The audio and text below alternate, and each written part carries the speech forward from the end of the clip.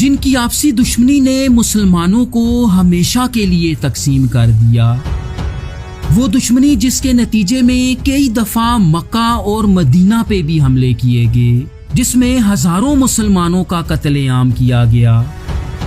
اسی دشمنی کے نتیجے میں مسلمانوں کی خلافت اور اتحاد کا مکمل طور پہ خاتمہ ہو گیا اور مسلمان شیعہ اور سنی دو گروہوں میں تقسیم ہو گئے۔ ویورز، آج ہم اسلامی تاریخ کے سب سے بڑے دشمن بنو امیہ اور بنو ہاشم کی ایک کمبائنڈ فیملی ٹری کی بات کریں گے۔ بنو امیہ اور بنو ہاشم کی دشمنی کی اصل وجہ کیا تھی اور ان دونوں خاندانوں کا مشترکہ جد امجد کون تھا؟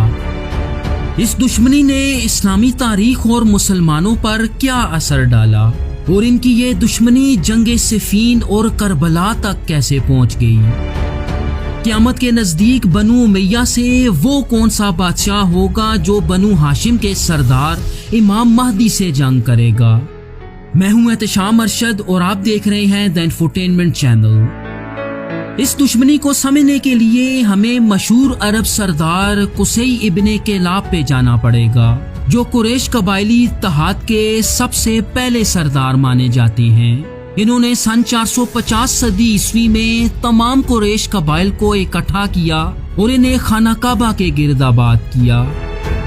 قصی کے 3 بیٹوں میں سب سے اہم عبد مناف ابن قصی تھے، جو 5ویں صدی عیسوی کے درمیانی ایام میں مکہ میں زندگی گزار رہے تھے۔ عبد مناف کے 5 بیٹوں میں 2 جڑواں بیٹے تھے، جن کے نام عبد شمس اور ہاشم تھا۔ ان میں ہاشم نبی پاک صلی اللہ علیہ وآلہ وسلم کے پردادا تھے، جبکہ عبد شمس کو یزید اور بنو امیہ کا جد امجد مانا جاتا ہے۔ جڑواں بھائی ہونے کے باوجود ہاشم اور عبد شمس کی اولاد میں ہمیں اکثر روایات میں دشمنی نظر آتی ہے۔ اس دشمنی کی شروعات کچھ ایسے ہوئی کہ کئی وجوہات کی بنا پہ عبد شمس اپنے بھائی ہاشم سے حسد کرنے لگا اور ہر محاذ پہ اپنے بھائی کی مخالفت کرنے لگا۔ عبد شمس کے بعد اس کے بیٹے امیہ نے بنو ہاشم سے دشمنی جاری رکھی۔ یہ اپنے چاچا حضرت ہاشم کے اثر و سوگ کو ختم کرنا چاہتا تھا، لیکن یہ ہمیشہ اس میں ناکام رہا۔ حضرت ہاشم اور ان کے خاندان کے پاس مکہ آنے والے حاجیوں کے کھانے پینے کی باوقار ذمہ داری تھی، جبکہ امیہ مکہ کی فوجوں کا کمانڈر ان چیف تھا۔ جب امیہ کا حسد حد سے زیادہ بڑھ گیا تو اس نے حضرت ہاشم کو ایک عوامی مقابلے یعنی ایک مناظرے کا چیلنج کیا، اور یہ مناظرہ امیہ ابن عبد شمس ہار گیا، جس وجہ سے اسے شام کی طرف جلا وطن کر دیا گیا، جہاں وہ اور اس کی اولاد کافی عرصے تک تجارت سے وابستہ رہے۔ تاریخ میں امیہ کے 2 بیٹوں کا ذکر آتا ہے، جن کے نام حرب اور ابو العاص تھا۔ ان میں ابو العاص کی نسل سے تیسرے خلیفہ راشد حضرت عثمان بن عفان رضی اللہ تعالیٰ عنہ تعلق رکھتے تھے، جنہیں بنو امیہ کے تمام افراد میں سب سے اونچا مقام حاصل ہے، کیونکہ انہوں نے پوری بنو امیہ میں سب سے پہلے اسلام قبول کیا، اور انہی کی وجہ سے بنو امیہ اور بنو ہاشم میں ایک گہرا رشتہ بھی قائم ہو جاتا ہے، کیونکہ نبی پاک صلی اللہ علیہ وآلہ وسلم کی 2 بیٹیوں حضرت ام کلثوم اور حضرت رقیہ کی شادی ان سے ہوئی۔ اسی بات کی بنا پہ انہیں ذوالنورین یعنی 2 نوروں والا کہا جاتا ہے، اور یہ ایک ایسا شرف تھا جو کسی اور صحابی کو حاصل نہ ہوا۔ نبی پاک صلی اللہ علیہ وآلہ وسلم کے زمانے میں بنو امیہ اسلام کی مخالفت کرنے میں سب سے آگے رہے، جن میں امیہ کا پوتا ابو سفیان سر فہرست تھا۔ لیکن جہاں یہ بات بھی واضح کر دی جائے کہ غزوہ بدر کے موقع پہ ابو سفیان نے جنگ نہ کرنے کا مشورہ دیا تھا۔ سن 630 صدی عیسوی میں مسلمانوں نے مکہ فتح کیا، جس کے نتیجے میں بنو امیہ کے بیشتر لوگوں نے اسلام قبول کر لیا۔ ان اسلام قبول کرنے والوں میں سب سے اہم ابو سفیان اور اس کے 2 بیٹے یزید اور معاویہ بھی تھے۔ سن 656 صدی عیسوی میں تیسرے خلیفہ راشد حضرت عثمان رضی اللہ تعالیٰ عنہ کو شہید کر دیا گیا، جس کے بعد اسلام کا پہلا فتنہ شروع ہوا اور مسلمان خانہ جنگی کا شکار ہو گئے۔ اس خانہ جنگی کے نتیجے میں بنو امیہ اور بنو ہاشم کی دشمنی کھل کے سامنے آ گئی۔ چنانچہ چوتھے ہاشمی خلیفہ حضرت علی اور شام کے اموی گورنر حضرت معاویہ کے درمیان جنگوں کا ایک سلسلہ شروع ہوا، جس میں جنگ صفین کا نام سر فہرست ہے۔ 5 سالہ اس خانہ جنگی کے خاتمے کے بعد مسلمانوں کی خلافت کا بھی خاتمہ ہو گیا اور حکومت کی بھاگ دوڑ اب معاویہ ابن ابو سفیان کے ہاتھ جا چکی تھی۔ تاہم سن 661 صدی عیسوی میں امیر معاویہ نے بنو امیہ کی اموی سلطنت کی بنیاد رکھ دی۔ امیر معاویہ نے حکمرانی سنبھالتے ہی سب سے پہلے سلطنت کے دارالحکومت کو کوفہ سے شام منتقل کیا۔ ان کے دور میں حضرت علی کے حامیوں نے کوفہ کو بیس بناتے ہوئے اس نئی حکومت کی کھل کے مخالفت کی اور چھوٹی موٹی بغاوتیں بھی کرتے رہے، لیکن اس دور میں بنو امیہ کی بنو ہاشم کے خلاف کوئی بڑی کارروائی نظر نہیں آتی۔ سن 676 صدی عیسوی میں امیر معاویہ نے اپنے بیٹے یزید کو اپنا جانشین مقرر کر دیا۔ ان کا یہ اقدام مسلمانوں کے لیے بالکل نیا اور ناقابل منظور تھا، کیونکہ اس سے پہلے مدینہ میں عوامی حمایت اور بزرگ اصحاب کے مشورے سے خلیفہ کا انتخاب ہوا کرتا۔ ان کا یہ فیصلہ اس وقت بہت زیادہ متنازع ہو گیا کہ جب سن 680 میں ان کی موت کے بعد یزید تخت پہ بیٹھا۔ یزید پورے عالم اسلام میں انتہائی نفرت کی نگاہ سے دیکھا جانے والا انسان ہے۔ اس کی وجہ یہ تھی کہ اپنی حکومت کو برقرار رکھنے کے لیے اسے نواسۂ رسول حضرت حسین رضی اللہ تعالیٰ عنہ کی بیعت کی ضرورت تھی، اور یہ بیعت نہ کرنے پر یزید نے نواسۂ رسول اور ان کے خاندان کے بدتر افراد کو بے دردی سے شہید کر دیا اور عورتوں کو قید میں ڈال دیا۔ اس واقعے کو پوری مسلم دنیا میں عاشورہ کے دنوں میں یاد کیا جاتا ہے۔ اس کے علاوہ بغاوتوں کو کچلنے کے لیے یزید نے مکہ اور مدینہ کا محاصرہ بھی کیا، اور ان محاصروں میں ہزاروں مسلمانوں کا قتل عام کیا گیا، یہاں تک کہ مکہ کے محاصرے کے دوران خانہ کعبہ کو بھی شدید نقصان پہنچایا گیا۔ یزید محض 3 سال کی مختصر حکومت کرنے کے بعد انتقال کر گیا۔ کئی روایات میں آتا ہے کہ یزید کی موت قدرتی تھی، لیکن کئی تاریخ دان یہ بھی لکھتے ہیں کہ اس کی موت بہت زیادہ شراب پینے کی وجہ سے ہوئی۔ یزید کو دمشق کی اموی مسجد کے قریب دفن کیا گیا، جہاں آج بھی اس کی گمنام سی ایک قبر موجود ہے۔ یزید کے بعد اس کا نوجوان بیٹا معاویہ اگلا حکمران بنا، لیکن حکومت کرنے کے کچھ ہی عرصے بعد اس نے اہل بیت کے خون سے رنگے اموی تخت پہ بیٹھنے سے انکار کر دیا اور حکومت سے دستبردار ہو گیا۔ چونکہ معاویہ کی کوئی اولاد نہ تھی تو اس کے بعد حکمرانی بنو امیہ کی مروانی شاخ میں منتقل ہو گئی۔ چنانچہ یزید کا ایک کزن مروان بن حکم تخت کا کنٹرول حاصل کرنے میں کامیاب ہو گیا، جس کے بعد اگلے آنے والے تمام اموی حکمران مروان کی نسل سے تھے۔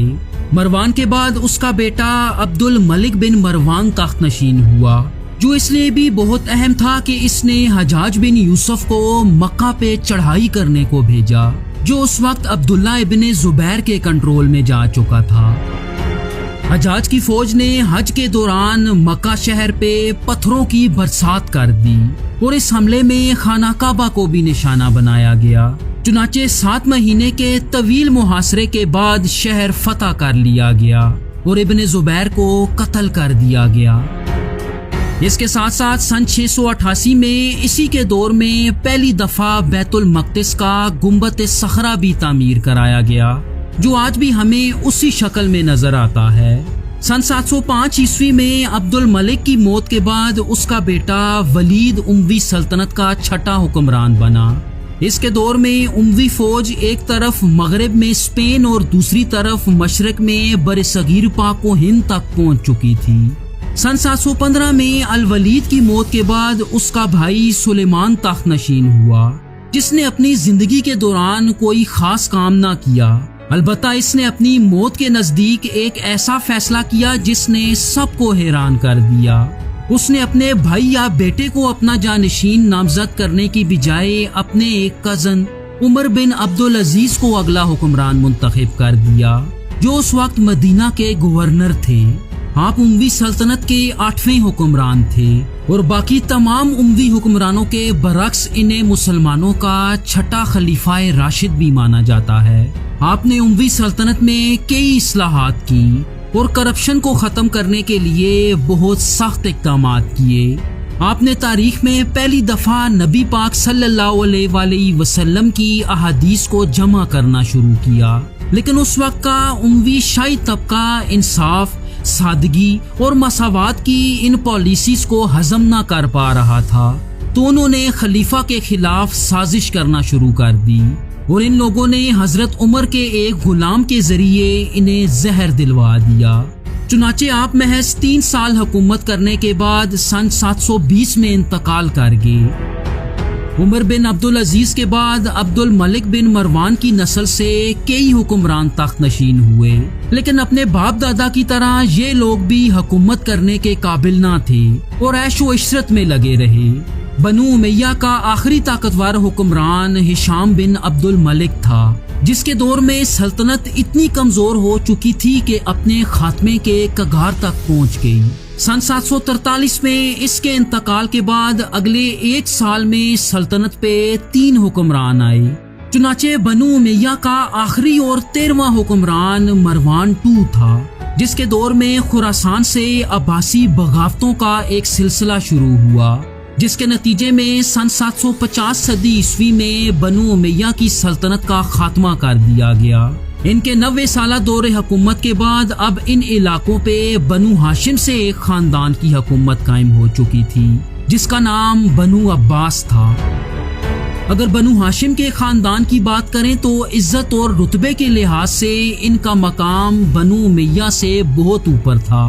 اس خاندان کے جد امجد حضرت ہاشم کے بعد ان کے بیٹے عبد المطلب قریش قبائلی اتحاد کے 4تھے سردار بنے، جو نبی پاک صلی اللہ علیہ وآلہ وسلم کے دادا تھے۔ آپ کا سب سے بڑا دشمن بنو امیہ سے حرب ابن امیہ تھا، جو ابو سفیان کا والد تھا۔ اس نے عبد المطلب کی ہر محاذ پہ مخالفت کی، یہاں تک کہ انہیں قتل کرنے کی کوشش بھی کی۔ اپنے والد کی طرح آپ نے بھی خانہ کعبہ کی خدمت کرنا اور حاجیوں کی مہمان نوازی کرنا جاری رکھا۔ ان کی زندگی کا سب سے مشہور واقعہ عام الفیل کا واقعہ تھا کہ جب ابرہہ اپنی ہاتھیوں کی فوج لیے خانہ کعبہ پہ حملہ کرنے آ رہا تھا، لیکن اللہ کے حکم سے ابرہہ اور اس کا لشکر ابابیلوں کی کنکریوں سے نیست و نابود ہوا۔ اس واقعے کا ذکر قرآن میں سورۃ الفیل میں آتا ہے۔ جہاں تک ان کی اولاد کی بات ہے تو ان کی 6 بیویوں سے کم و بیش 9 بیٹے تھے۔ ان کے بیٹوں میں حضرت حمزہ رضی اللہ تعالیٰ عنہ نبی پاک کے سب سے قریبی چاچا سمجھے جاتے تھے۔ آپ غزوہ بدر میں مسلمان فوج کے کمانڈر ان چیف تھے۔ جنگ کے دوران کئی قریش سرداروں کے ساتھ ساتھ انہوں نے ابو سفیان کی بیوی ہندا کے باپ عتبہ بن ربیعہ کو بھی قتل کیا۔ اسی قتل کے نتیجے میں ہندا نے غزوہ احد کے دوران آپ رضی اللہ تعالیٰ عنہ کو شہید کرا دیا، اور کئی روایات میں یہ بھی آتا ہے کہ ہندا نے آپ کا کلیجہ کچا چبایا تھا۔ ان کی شہادت کے موقع پہ پوری بنو امیہ اور قریش نے جشن منایا تھا۔ البتہ ہندا نے فتح مکہ کے وقت اسلام قبول کر لیا تھا۔ حضرت حمزہ کے بعد عبد المطلب کے بیٹے حضرت عباس آتے ہیں، جو آپ صلی اللہ علیہ وآلہ وسلم کے چاچا اور صحابی رسول تھے۔ آپ ایک مالدار تاجر تھے اور اسلام کے شروعاتی دور میں نبی پاک صلی اللہ علیہ وآلہ وسلم کی حفاظت بھی کرتے رہے۔ ان کی نسل کو یہ شرف حاصل ہے کہ انہوں نے بنو امیہ کی حکومت کے خلاف بغاوت کی اور ان کی حکومت کا خاتمہ کرتے ہوئے اپنی عباسی سلطنت کی بنیاد رکھ دی۔ ان کے علاوہ عبد المطلب کا ایک بیٹا ایسا بھی تھا جس نے اپنے بھتیجے یعنی نبی پاک صلی اللہ علیہ وآلہ وسلم کی مخالفت میں کوئی کسر نہ چھوڑی۔ اس کا نام ابو لہب تھا، جس کی شادی بنو امیہ سے ابو سفیان کی بہن ام جمیل سے ہوئی، اور یہ دونوں نبی پاک صلی اللہ علیہ وآلہ وسلم کے چوٹی کے دشمن تھے۔ یہی وجہ تھی کہ ان دونوں کا ذکر قرآن میں سورۃ اللہب میں آتا ہے، جس میں ابو لہب اور ام جمیل کو جہنم میں جلنے کی وعید سنائی گئی۔ عبد المطلب کے سب سے اہم بیٹوں میں سے ایک حضرت ابو طالب بھی تھے، جنہیں نبی پاک صلی اللہ علیہ وآلہ وسلم کے سب سے اہم چاچاؤں میں شامل کیا جاتا ہے۔ آپ اپنے والد کے بعد قریش قبائلی اتحاد کے 5ویں سردار مانے جاتے ہیں۔ ویورز، ابو طالب اور ان کی بیوی فاطمہ بنت اسد کو یہ شرف حاصل ہے کہ انہوں نے تقریباً 17 سال تک نبی پاک صلی اللہ علیہ وآلہ وسلم کو اپنے بیٹوں کی طرح پالا اور اپنی وفات تک ان پر کوئی آنچ نہ آنے دی۔ عبد المطلب کے سب سے اہم بیٹے حضرت عبداللہ تھے، جو نبی پاک صلی اللہ علیہ وآلہ وسلم کے والد تھے۔ آپ کی شادی بنو زہرہ قبیلے سے حضرت آمنہ بنت وہب سے ہوئی، لیکن شادی کے چند ماہ بعد صرف 25 سال کی عمر میں حضرت عبداللہ کی وفات ہو گئی۔